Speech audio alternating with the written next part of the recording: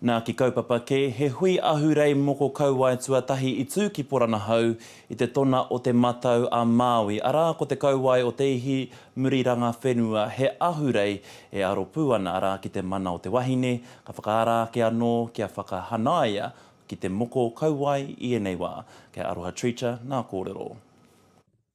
Ko te mau moko kauai he tohu e whakamana I te huarahi hou mo enei wāhine. It's empowering, and you can see it empowering women. And they've left here and they've made changes in their lives for their whānau, for their hapu, for their iwi, mo te iwi katoa. Mo te wahine e meana he Māori ahau.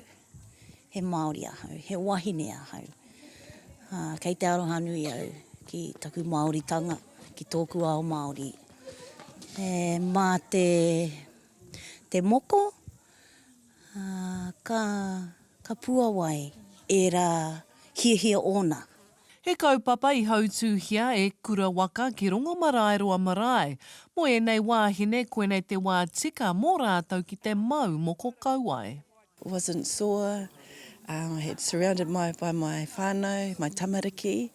The waiata haka mō tētia happening. And at that time, yesterday morning, the 5 women of Ngāti Kere went first. So that was special as well. E toru rā te roa o tēnei huihuinga, he wānanga whai mātauranga o te moko kauai me te aro pū rākau. Ko te tino wawata kia whakahoki anō, kia whakawhenua anō ēnei āhuatanga. He āhuatanga tūturu no tātou. Me riro I a tātou me tō tātou ringa, ēnei tū āhuatanga e whakarake, e whakatipu, e rāweke kia kite ono pēhetanga I roto I ngā tau kei te heke mai, engari ko te mea nui kia ora. E whea ko e whakahōnore ana I o rātou tipuna whaia, hei tauira hoki ki o rātou uri whakaheke. Aroha Treacher, te kaya.